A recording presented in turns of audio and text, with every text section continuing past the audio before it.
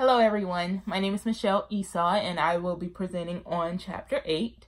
I will say that in order to stay within the time limits, I am going to not be able to cover everything in the chapter, but the chapter was very awesome. So if you do have the time, please go back, read the chapter, and really kind of gain some of this knowledge. So the chapter was on decision making and problem solving. So to get started, we know that a decision is choosing one alternative among several. We have to figure out which one is going to be the best. And then problem solving is finding a solution or answer to a question.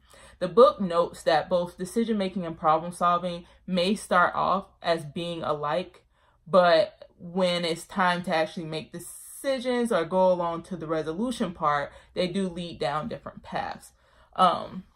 So what are the elements of decision making? Decision making starts off with a goal. We have a goal, we're trying to assess it, and that's what brings us to the point of trying to make this decision. We assess the outcome of that goal. What is going to be the outcome? So in order to assess the outcome, we look at alternative actions that can be taken in order to achieve that decision or make the right decision for what it is we're trying to resolve, what we're trying to answer, what we're trying to make different. We use those alternative courses, and then that drives us to our action.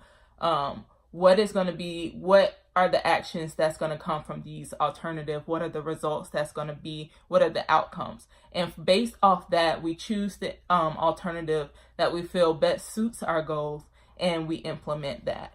And as you can see on this presentation, it's a figure from our book on page 301. So please look at that, and it kind of goes through what it's like, or the elements of decision making.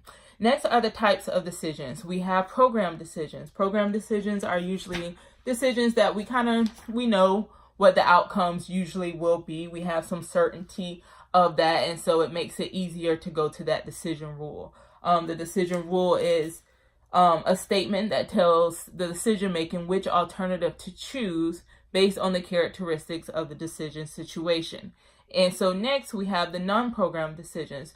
The non-program decisions are decisions that occur or reoccur infrequently, and which there is no previously established decision rule, meaning a lot of times this kind of happens all of a sudden, so there's no established procedure or alternative to go to, so it really causes, you really have to really think about what you're going to do.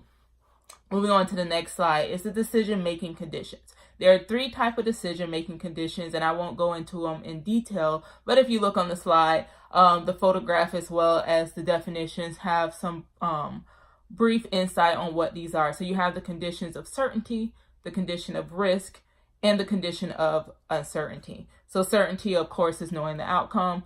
Risk, you may not know the outcome, but you have enough information to estimate what that outcome might be. And then this condition of uncertainty is the estimate of probability. You really don't know what that possible outcome might be. And then the rational approach to decision making.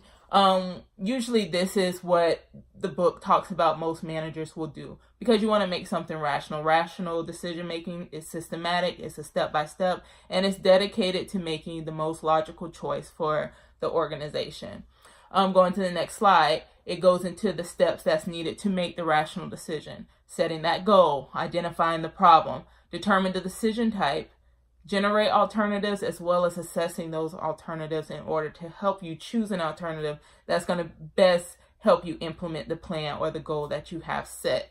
But also, even when you're looking at those alternatives or looking at decisions and actions that you're about to do, looking at the strengths and weaknesses and making sure that's the best approach. Next, we're going into evidence-based decision making. Evidence-based decision making has definitely been a new transformation that a lot of people are going to. The evidence-based is a commitment to identify and utilize the best theory and data available to make decisions. I know currently at my work, in my field, because I work in social services, even when it comes to counseling, using therapeutic approaches with different clients, we are definitely using evidence-based because we're looking at what's going to be the best practice in order to help the organization grow, but also kind of keep the credibility and keep clients satisfied with what we're doing. We found that evidence-based approaches to therapeutics, as well as utilizing it in the organization as a whole, really assists. So the 5 principles that the book talks about when it comes to evidence-based is face the hard facts. It builds building a culture that is trustworthy and based on facts. Be committed to fact and based decision making, meaning kind of move past your own values and your own opinions and really focus on the facts and what research and everything is saying is actually out there working. Treat the organization as an unfinished model. Never think it's finished. There's always room for improvement. Look for risk and drawbacks when it comes to this information, and avoid basing decisions on, again, held beliefs and values. Going on to the next model is the administrative model. Again, I won't go into full detail, but this includes bounded rationality, which is cannot deal with information about all aspects of the alternative. So it's very bounded, meaning it's very closed off to certain things.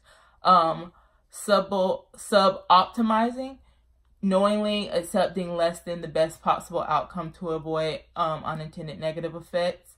And satisficing, which is examining alternatives only until a solution meets the minimum requirement found. Next, we'll go into behavioral forces in decision making. This includes coalition, intuition, escalation of commitment, risk of propensity, ethics, prospects, and theory. From this point, we can kind of find, and we'll talk more about the ethics, which is the person's belief about what constitutes right and wrong. When it comes to decision making, whether you're in an organization or whatever you're in, being ethical and seeing overall what's going to be the right thing is probably the best option that you can use. In reference to these, this is the one that kind of stood out. And I know with my organization, we really find what is going to be most ethical for both the organization, the people that's working there, as well as the clients. And I feel like that's what keeps the credibility, but also keeps people coming back to want to be served. So next we're moving into group polarization. And if you see the comment that is the comment that I have on here, it says, so why do groups polarize? And so group polarization is the tendency for groups' average post-discussion attitudes to be more extreme than the average pre-discussion attitudes. And in this, you'll see that, everyone kind of looks the same. Everybody has that same idea. And so it's almost kind of where it's almost like because people are a part of a group, they're afraid to kind of really separate. They either go from one extreme because someone thinks it to the next extreme. And so it's in order to not be isolated, everyone agrees to that, which leads us to the idea of groupthink.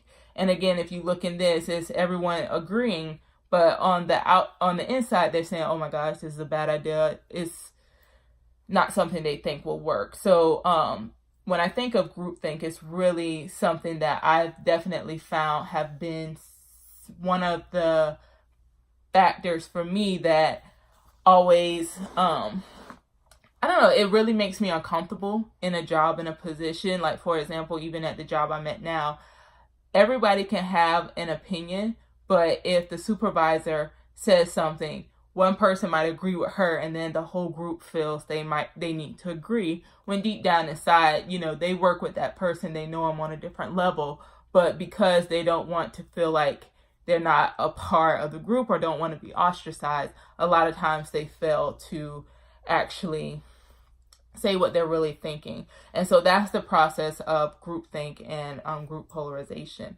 Next, we go into group problem solving. So how do we solve these problems within a group? How do we make a decision to where everybody has the opportunity to really use their creative outlet? So the group problem solving consists of brainstorming, nominal group technique, and the Delphi technique. The Delphi technique is a method of systematically gathering judgment of experts for the use of developing forecasts. So basically stirring things up, making things a little bit more difficult where they're not as easy to get people to really think and utilize their creative mind. Lastly, we'll talk about the creative process. a lot of jobs and a lot of different things are part of being creative. That's just the main thing about it. So part of the creative process is preparation, incubation, insight, and verification. Those are the 4 parts of the creative process. And basically what that is in order for a creative to be able to start thinking, they need to prepare. They need to have a moment where there's informal ways of just allowing their creative brain to work, and then start to gather what's going to be the best, most creative process and verify that with themselves. So overall, when it comes to decision making, the creative process, working as a group, the main thing is to use facts, to work as a group and use those facts, but also allow it to let you be creative, let you think, and do what's going to be best for the organization. I do apologize. I have to kind of cut it short, so I wasn't able, but I do encourage everyone to please read chapter 8, and may God continue to bless you all. Thank you. Have a great day.